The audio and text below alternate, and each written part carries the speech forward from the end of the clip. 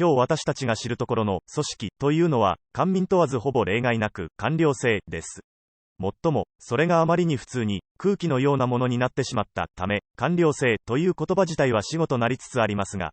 私たちは、もはや官僚制について考えることは好まないが、官僚制は、私たちの存在のあらゆる側面を規定している。官僚制とは、端的に言えば合理的組織のことです。つまり、特定のある目的のために組織された集団は、例外なく官僚制化します。組織を考える場合大きく2つの捉え方があります。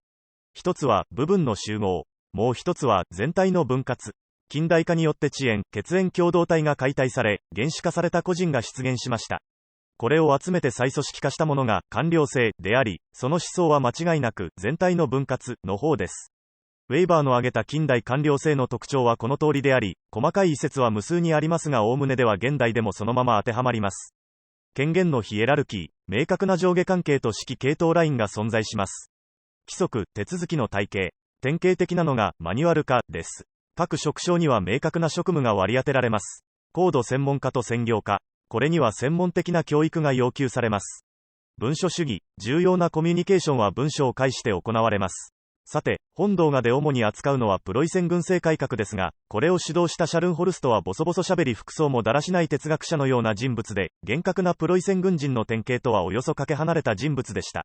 ウェイバーの言うところの理想的な官僚像の方がよほど当てはまるでしょう。曰く、憤怒も不公平もなく、憎しみも激情もなく、それゆえ、愛も熱狂もなしに、ひたすら義務観念の命じるままに、その職務を遂行する。シャープ7まで見てきたように、近代の常備軍は傭兵団の寄せ集め、つまり、部分の集合として生まれました。しかし一方で、軍隊は単一の中枢神経系を備えた生物体でなければならず、従ってその編成は全体の分割として設計される必要があります。まず必要なのは封建重視や傭兵団、その他地方共同体などの部分を廃し、個人として扱える国民を創出することでした。そのためにシャルンホルストは国民開閉制を推し進めました。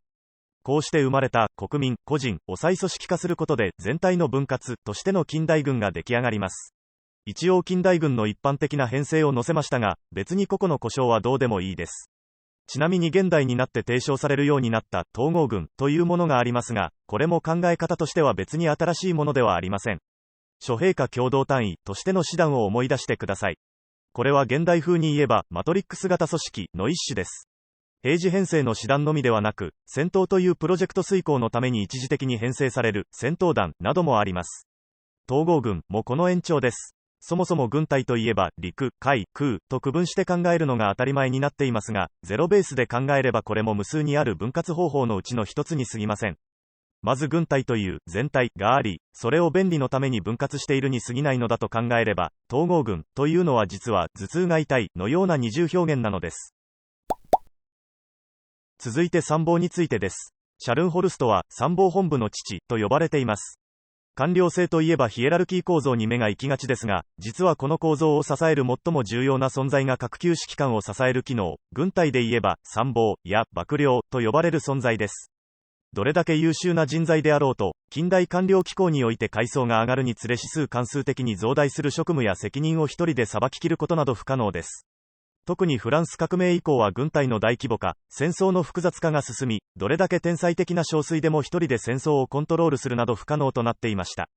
必要とされたのは、いつ、どの経路で、どの部隊を、どのような手段で改心させ、どのように戦闘を使用し、どう兵站を維持し勝利を収めるか、そのためにどのような装備やインフラを整え、生産体制を構築し、人民を動員し組織するか。それらを正確な地図やデータ、知識、綿密な計算に基づいて立案、計画できる高度専門職人材、すなわち参謀でした。彼らには政治的教養と科学技術に関する指揮権も要求されます。彼らを導入し活用するためには、まず貴族に独占されていた将校団にメスを入れる必要がありました。プロイセンで確立されていた貴族制と将校団の一体化は改革の足かせとなったわけですが、ナポレオンという外的ショックのおかげで、国王の後ろ盾も得たシャルンホルストは貴族特権を廃止しブルジョワ将校の採用を実現させました。続いて、有能な参謀将校を育てるための教育が必要となります。すなわち、士官学校の創設です。それ以前にも将校の教育のための学校はありましたが、砲兵将校など特殊な知識、技能の習得が目的の学校や封建貴族の武芸修養のための学校ばかりでした。これらを廃し、科学的教育と身分ではなく能力、業績で評価する士官学校に刷新、さらにその高級課程としての陸軍大学も開設されました。最後に彼ら参謀の拠点として常設の参謀本部が設けられました。平時から戦士研究と地図作成、測量、動員計画、作戦計画の立案を担い、有事にはそれらを実行する最高指揮官、つまり国王の補佐役となります。参謀本部からは各部隊に隊付参謀が派遣されます。彼らは部隊勤務を経験しながら、各級指揮官の補佐役、立案役、命令伝達役を担います。つまり、指揮官が部隊という人口、コミュニティの親分、統率役であるのに対し、参謀本部は軍全体の頭脳であり、各部隊に配置される隊付参謀は脳の指令を全体に行き渡らせる神経ネットワークとして機能します。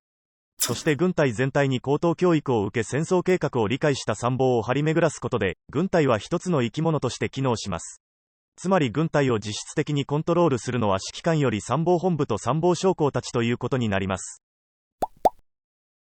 ウェイバーの官僚制の特徴のうち、権限のヒエラルキー化と高度専門化については終わりました。残る2つについて、まず、文書主義ですが、これは高度専門化に伴う必然とも言えます。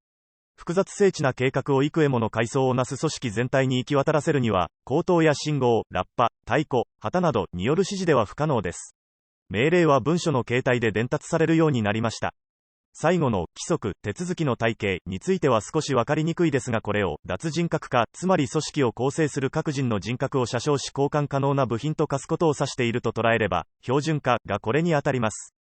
編成単位、装備、制服、役割、命令様式など、軍隊のハード、ソフトの要素がすべて標準化されることで、個人から武器のパーツまで全てが交換可能な部品と化し、消耗すれば別の部品で補充すればよくなりました。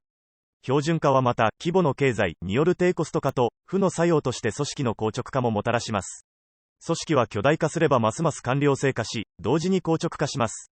ちなみに、ヒエラルキー型組織、官僚制の対抗概念として様々な組織形態が提唱されていますが、考え方としてはあまり新しいものはありません。自主性の尊重や権限の委任などは官僚制内部に古くから備わっており、訓令戦術、委任戦術はプロイセン軍政改革の当時から提唱され実践されていたものでした。では、今回はこの辺で、ご視聴ありがとうございました。